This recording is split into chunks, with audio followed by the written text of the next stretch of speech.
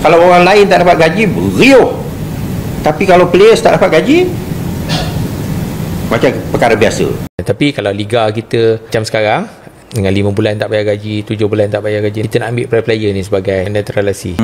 Dah separuh masa kedua untuk musim tu, gaji sangkut lagi. Sebab apa? Bajet kerajaan negeri tak masuk lagi, duit tak lulus lagi. Kan kita cerita nak naturalisasi, nak pergi Piala Dunia lah, apa macam mana kalau liga kita ada pasukan yang tak bayar gaji lagi. Ada pemain-pemain yang bergambar macam ni. Ada yang bergambar macam ni. Ada yang macam nak beritahu bahawa sebenarnya itulah simbol-simbol berapa bulan gaji diorang tak dibayar. Faham tunggak gaji berbulan-bulan, naturalisasi malah ikut jadi korban.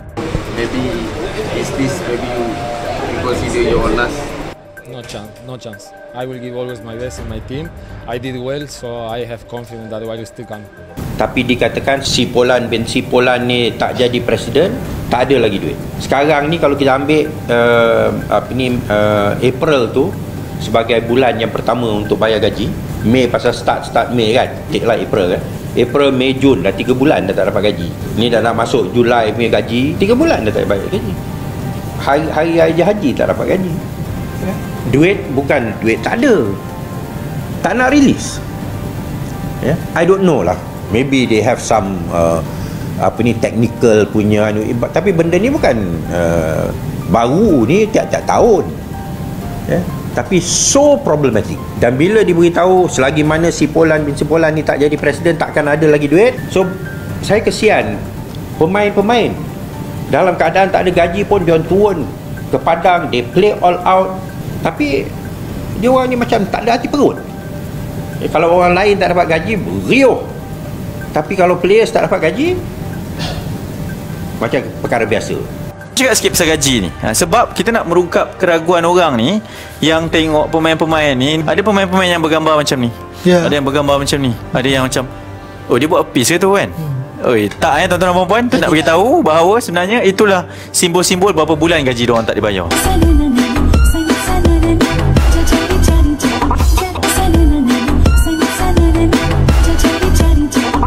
Lepas tu hujung tahun pula lambai, duit pula tak habis ke, lepas tu nak tunggu awal tahun pula.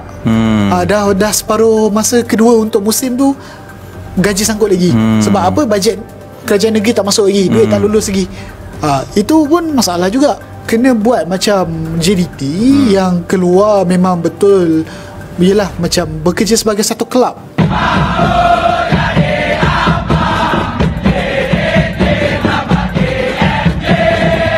Kalau tak boleh nak buat macam tu, sebab yelah kita tahu JDT dia backing dia macam mana kan, sangat berpengaruh lah di Facebook pasal bola sepak ni. Dia kata kenapa pasukan-pasukan macam Sabah yang diketahui ada masalah gaji. Apa sudah jadi dengan pasukan Sabah? Dilaporkan isu tunggakan gaji kembali menghantui Sabah. Tak nak buat macam Terengganu, macam Penang, apabila kelab mereka tu dijadikan sebagai anak syarikat kepada kerajaan negeri. Bukan kau bukan saya. Kalau saya takkan cakap sebab itu memalukan diri saya. Kan kita cerita nak naturalisasi, nak pergi Piala Dunia lah, apa macam mana kalau liga kita ada pasukan yang tak bayar gaji lagi. Tunggakan gaji dalam dunia sepak bola Malaysia kembali mengemuka. Kali ini dengan aroma yang jauh lebih tajam dan bernuansa internasional. Di tengah-tengah pernyataan resmi Persatuan Bola Sepak Malaysia, FAM, yang menafikan terlibat langsung dalam tunggakan gaji pemain, realitanya sederet nama pemain naturalisasi Malaysia justru menjadi korban dari krisis yang tampaknya terus berulang ini. FAM tidak terlibat langsung. Kalimat itu berulang kali ditegaskan oleh perwakilan Badan Induk Sepak Bola Malaysia tersebut. Namun, bagi publik dan pencinta Harimau Malaya, pertanyaan lebih besar muncul. Jika bukan FAM yang bertanggung jawab, lalu siapa? Dan mengapa sampai pemain yang sudah dinaturalisasi pun turut menjadi korban? Naturalisasi, proyek ambisius yang berujung nestapa. Sejak beberapa tahun terakhir, Malaysia mengadopsi kebijakan naturalisasi pemain asing sebagai bagian dari strategi memperkuat skuad nasional. Nama-nama seperti Guilherme de Paula, Liridon Krasniki, Muhammadul Sumareh, dan terbaru Lituk menjadi wajah baru timnas. Di atas kertas, kebijakan ini bertujuan meningkatkan daya saing di pentas regional seperti AFF Cup dan kualifikasi Piala Asia.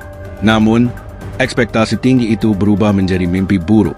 Beberapa dari pemain ini mengaku tidak menerima gaji atau pembayaran tepat waktu selama berbulan-bulan. Dalam beberapa kasus, jumlah tunggakan mencapai ratusan ribu ringgit. Salah satu yang angkat bicara adalah Liridon Krasniki. Dalam unggahan media sosial yang kini telah dihapus, pemain berdarah Kosovo itu mengungkapkan kekecewaan atas situasi yang ia hadapi di Malaysia.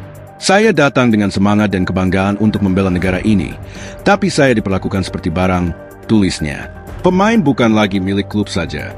Isu ini menjadi rumit karena status pemain naturalisasi menempatkan mereka di posisi unik. Mereka bukan hanya milik klub, tetapi juga bagian dari proyek nasional. Dengan kata lain, apapun yang terjadi pada mereka bukan lagi sekadar urusan internal klub, melainkan mencerminkan kegagalan sistem yang lebih luas. Publik mulai mempertanyakan, bagaimana mungkin pemain yang menjadi wajah kampanye kebangkitan Harimau Malaya bisa mengalami kesulitan hidup akibat tidak digaji? Bukankah seharusnya proyek naturalisasi ini memiliki jaminan dari pihak berwenang? FAM, klarifikasi atau lempar tanggung jawab? Menanggapi kegaduhan ini, FAM menyatakan bahwa pihaknya tidak memiliki kewenangan atas pembayaran gaji pemain di klub-klub, termasuk pemain naturalisasi yang juga bermain di Liga Super.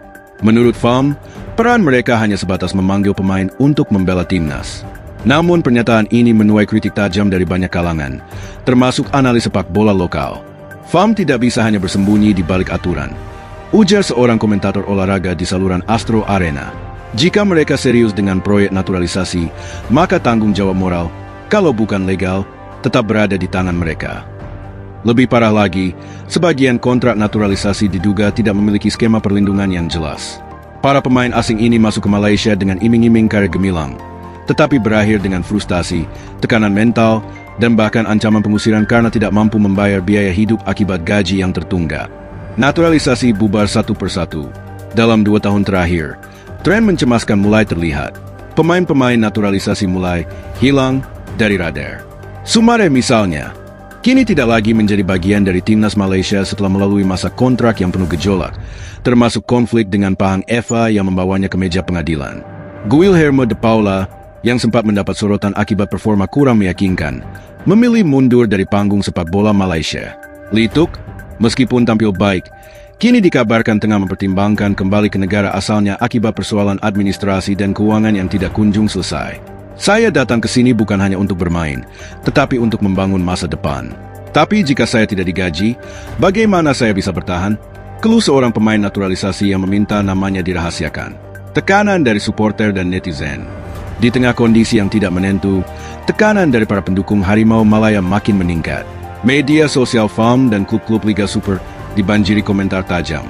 Banyak yang menyebut bahwa proyek naturalisasi hanyalah bahan PR politik sepak bola, tanpa struktur dukungan yang kuat. Kita membayar mahal untuk sesuatu yang gagal. Pemain ini dijanjikan masa depan, tetapi malah jadi korban sistem. Tulis seorang pengguna Twitter. Ironisnya, sebagian dari pemain ini dianggap gagal karena performa buruk, padahal kondisi psikologis dan finansial mereka berada di titik terendah. Bagaimana bisa kamu bermain maksimal jika kamu tidak digaji selama berbulan-bulan? Tanya seorang mantan pemain yang kini menjadi pelatih lokal. Asosiasi pemain membisu. Satu lagi aktor penting yang disorot adalah badan yang seharusnya membela hak-hak pemain, Persatuan Pemain Bola Sepak Profesional Malaysia, FAM. Dalam banyak kasus, FAM dianggap tidak cukup vokal atau proaktif dalam menangani persoalan yang menimpa para pemain naturalisasi. Beberapa dari pemain asing ini bahkan mengaku tidak mengetahui keberadaan FAM atau tidak menerima bantuan konkret saat mereka mengajukan keluhan. Ini menunjukkan kurangnya sistem pendukung yang terpadu untuk pemain asing yang memilih menjadi bagian dari proyek nasional. Apa kata undang-undang dan FIFA? Di mata hukum internasional, pemain berhak atas kompensasi penuh sebagaimana tercantum dalam kontrak. FIFA memiliki aturan tegas mengenai keterlambatan pembayaran gaji. Dalam banyak kasus, jika gaji tertunggak lebih dari 2 bulan, pemain berhak memutus kontrak secara sepihak dan membawa kasus ke FIFA DRC, Dispute Resolution Chamber. Namun banyak pemain di Malaysia enggan mengambil jalur ini karena proses yang memakan waktu, biaya tinggi, dan ketidakpastian hasil. Di sisi lain, klub-klub Malaysia seringkali menyalahkan pandemi, kurangnya sponsor, atau kegagalan proyek liga privat sebagai alasan utama krisis keuangan mereka. Dampak jangka panjang, krisis kepercayaan. Krisis ini bukan sekadar tentang gaji. Ini adalah soal integritas, tata kelola, dan komitmen pada visi sepak bola nasional. Ketika pemain naturalisasi merasa tidak dihargai dan tidak dilindungi, mereka akan berhenti menjadi bagian dari sistem. Lebih dari itu, negara-negara lain akan memandang Malaysia sebagai tempat yang tidak ramah untuk pengembangan karir sepak bola. Ini juga berdampak pada pemain lokal. Jika pemain asing saja tidak diperlakukan dengan baik, bagaimana nasib pemain muda dalam negeri? Krisis ini menciptakan efek domino yang mengancam seluruh ekosistem sepak bola Malaysia. Solusi yang belum jelas. Hingga kini, belum ada langkah konkret yang diumumkan oleh FAM untuk menyelesaikan persoalan ini. Wacana seperti pembentukan dana darurat, audit independen klub, atau pemberlakuan jaminan finansial bagi pemain naturalisasi masih sebatas wacana. Menteri Belia dan Sukan dalam beberapa pernyataannya mendesak agar FAM lebih transparan dan proaktif.